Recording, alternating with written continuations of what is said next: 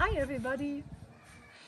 A while ago, it was last summer, I've asked Abu Salman to create me a bow, which is a Turkish hybrid bow. Hybrid means that we have fiberglass inside and on the outside other materials.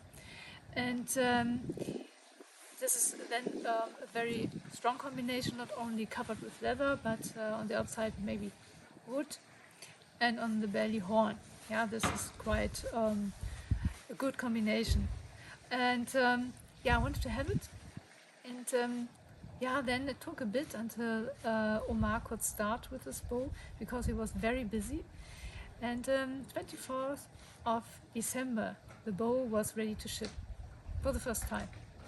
And so you see the result of the first shipping.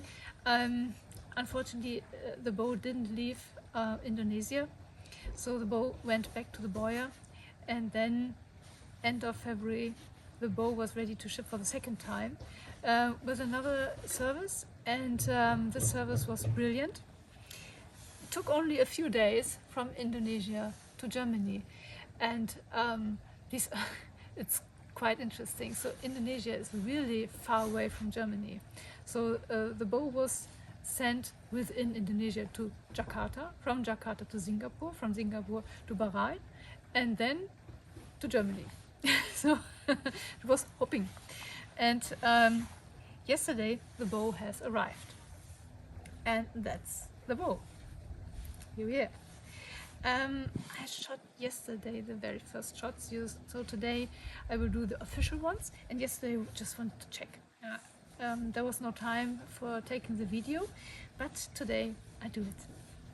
Okay, the specs. The bow has a length knock to knock, and I measure from here, not from the very tip, but from here where the string gets in. Unstrung it's 49.5 inches and strung 45.5 inches. And brace height is 7 inches from the string to here. And what else? We have a weight of 480 gram. Arrow pass thickness is 23.3 millimeters. Bending length is approximately from here to there, and I think it was 27 inches or so. Material of the string is dacron with a red winding here. What else? We have materials, of course. Inside, invisible now for the eye, is glass fiber. We have on the back, I think it's Cebrano wood, I'm not sure about that. In the Kazanbash we have teak wood. We have horn reinforced knocks. Leather stripe for the handle, that feels very nice. It has a good grip. And we have string bridges made of horn. Inside we have horn from Garut sheep. So this is very nice too. And you can see here how this is the natural structure of the horn. Yeah. So very, very nice and beautiful. And the Garut sheep has horn that is not only black but colorful, and this makes a difference. So very beautiful bow.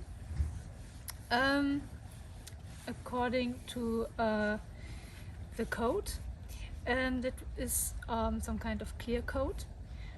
And we know that in Indonesia it's very rainy, and when Omah was coating this bow, they had a really high humidity, and he doesn't have a clean room or something, so there's always nature around. So always be generous. If you receive bows from Indonesia, the circumstances are not the same as we can do here. So, and what else? Did I mention everything? I've already taken a drawing curve, and The 60-degree angle between string and zia here is at 30 inches. And 30 inches is the max draw of this bow. And now the poundage. Yeah, on the bow it's written it's 31. And I'm pretty sure that this was exactly the value that Omah scale has given to him. But there are very many effects on these measurements. I have the same scale in my room, and when I measure at about, it was at 23 degree and humidity was around 35 or something. I measured from the outside, from here, and at 28 inches I had around 35 pound. If I subtract 1 inch, then we are about 33 pound. So quite close.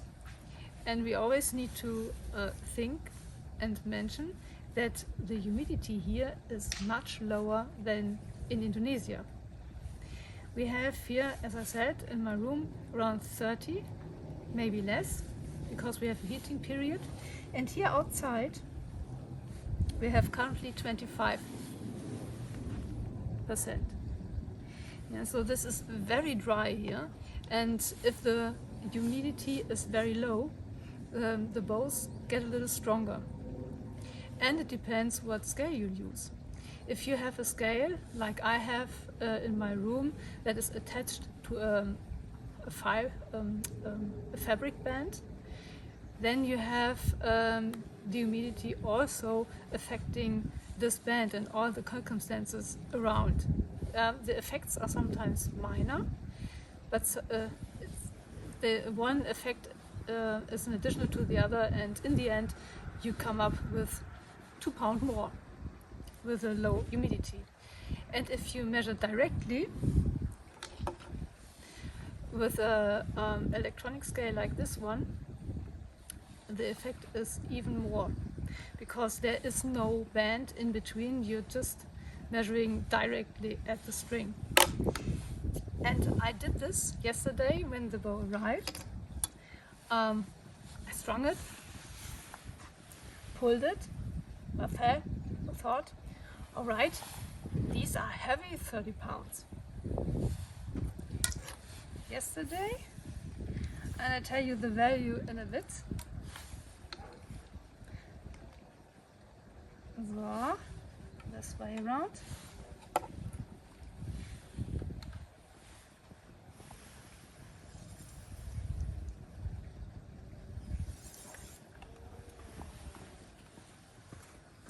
Hope you can see it.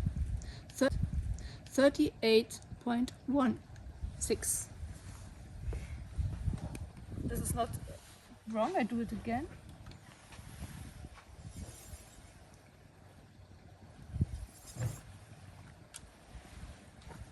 Maybe I pulled a bit more, nearly 39. So you see the effect of the standard jig, where you can measure the bow strength, is reacting to the environmental circumstances. If you measure directly with a scale like this, you have other values. And I wasn't sure if the scale is really working precisely. It does. I had the opportunity to check with a 1 kilo weight, and it was the scale measured 1 kilo 0003. Yeah, so that was really precise. I'm fine with that. So I can trust the scale, and this is not a problem for me in the moment. So luckily, the bow took a while until he arrived, because when he has arrived earlier, let's say 4 months earlier, I wouldn't have been capable of pulling the bow like this. But meanwhile I am capable of pulling 43, 46 today. Yeah, so not the whole day long, but I can manage it. Yeah, so this is no problem at all. But always be aware that if someone is measuring something and there are several circumstances, the scale shows a certain value, and this is the value that's written on the bow. That doesn't necessarily mean that this is the value you pull at 28 inches. Yeah, but this is because we are not in a laboratory, and environment is different, and so the effects on the draw weight is different too. All right, so taken the drawing curve, I have confirmed for myself that I can use these arrows. These arrows have a weight of 374 grain, required for a fiberglass bow according to the ZR length. And to be honest, I'm not taking this length anymore, but a bit longer, because this piece doesn't bend, it's a lever. So it's leveraging here. So I'm always a bit higher, but a bit higher is always good for the bow. So according to the bamboo archery table, the recommended arrow weight would be 11 grain per pound for laminated bows and minus 20% for glass fiber. So here I'm at 352 grain recommended drawing, arrow weight for this bow. So I'm fine and good to go. The only topic with these arrows is that they are quite stiff for this length, and the length should be the one that would be right for my draw length. But the spine is 500, and yeah, the arrows do not bend that much, and if I point to the target, then they're always off a little to the right, 1 centimeter at 1 meter. So if I have a distance of 7 meters, then I need to point 7 centimeters to the left to get approximately to the target. But since I know it, I should compensate it. All right. So these are not the first shots, because I've done it yesterday because I was so curious, and we had visitors yesterday, so I couldn't take a video, but now I do the official part. Let's shoot. So, all right.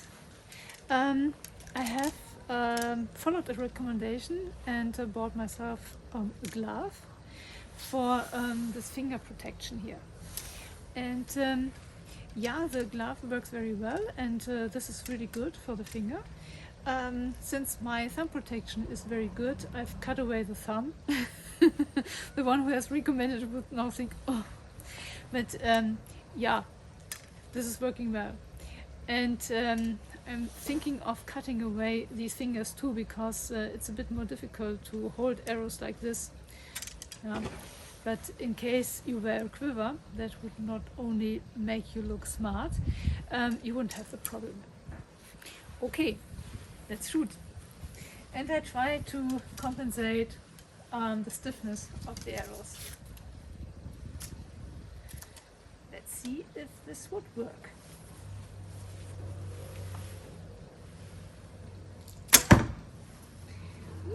Need to compensate more. But you heard that the bow is very quiet.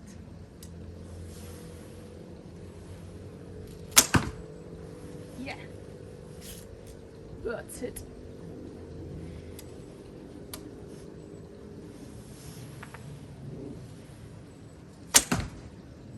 Oh, straight in the eye. Show you.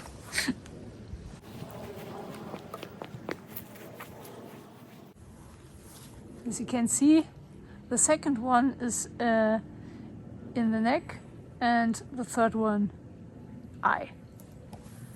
So here it's not the bull's eye, but yeah, seagull's eye.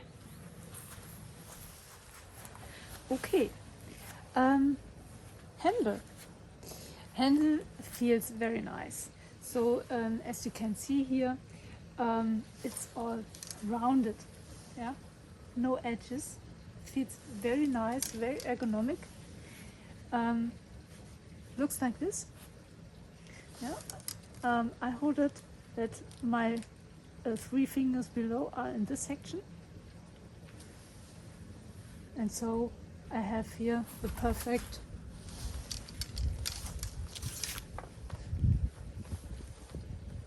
situation for the arrow.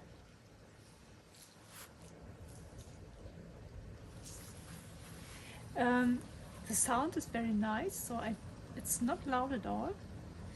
You feel very minor vibrations. If you do like this, then you can feel the vibrations in the hand as well. But this is quite typical for fiberglass bows. Yeah, so nothing that is astonishing or something. If there is fiberglass inside, this vibration is transported from the nocks to the middle of the bow, and in no time. So it's there. Now it's gone. Yeah, but this is not a problem. So if it's no hand shock, it's just vibration. So you feel something. It's like yeah, it's very, very minor. Okay. Next one.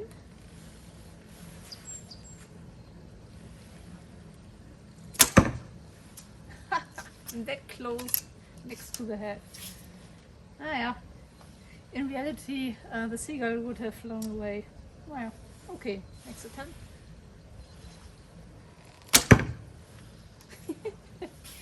And I try to compensate a lot, but yeah, the arrows are a bit too stiff.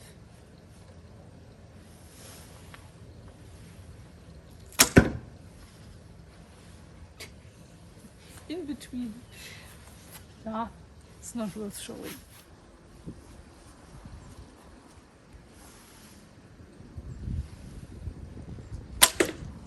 Hit! I must have done something right. Ah, must have done something wrong.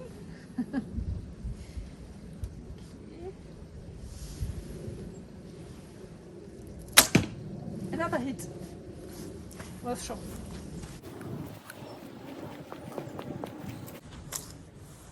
But again, it's a positive situation for the bird, because I've hit the 3D target, but not the bird itself.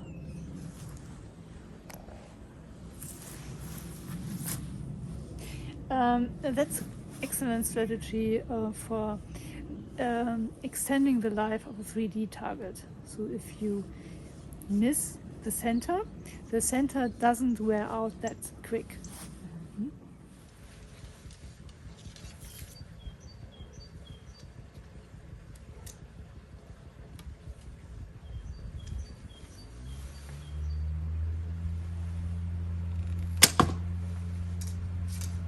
Yes.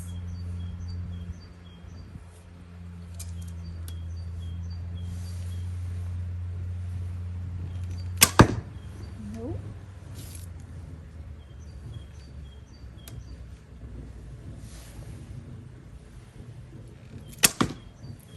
No, another hit.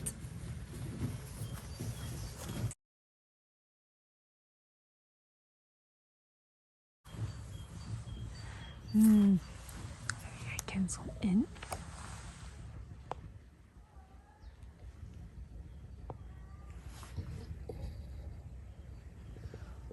Yeah, that's okay.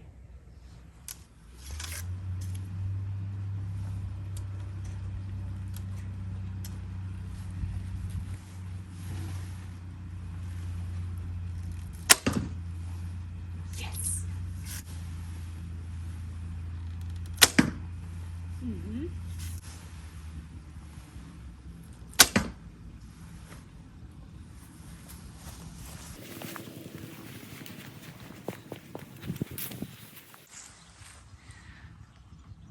Yeah. So the target is at my back. My right foot is just in the opposite direction. Open stand. And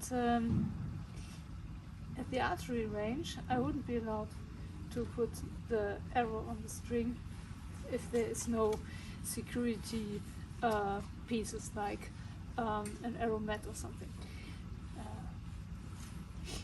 No one sees it. I need to make sure that I do not lose the arrow. Hit.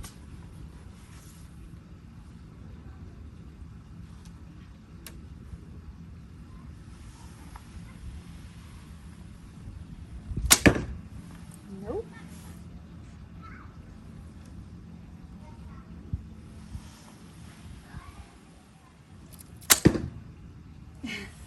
Close.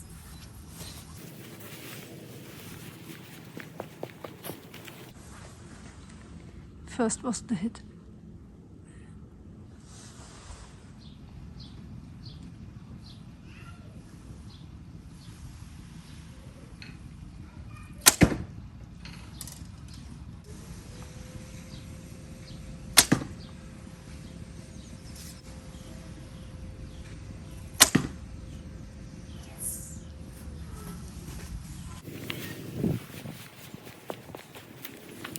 The first one was just below the belly, but the second and the third one were hit. 10 meters.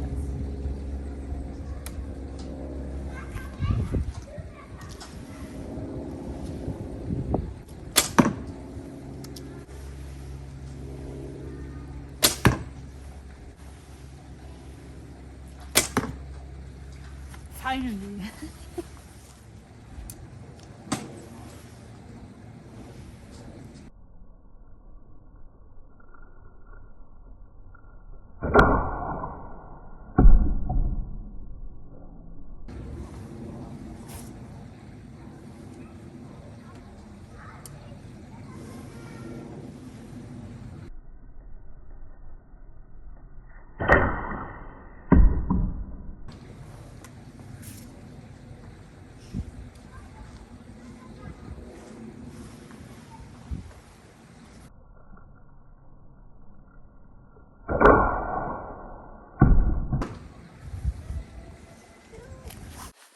Alright, so what do I think of my hybrid bow by Omah, let's say Abu Salman?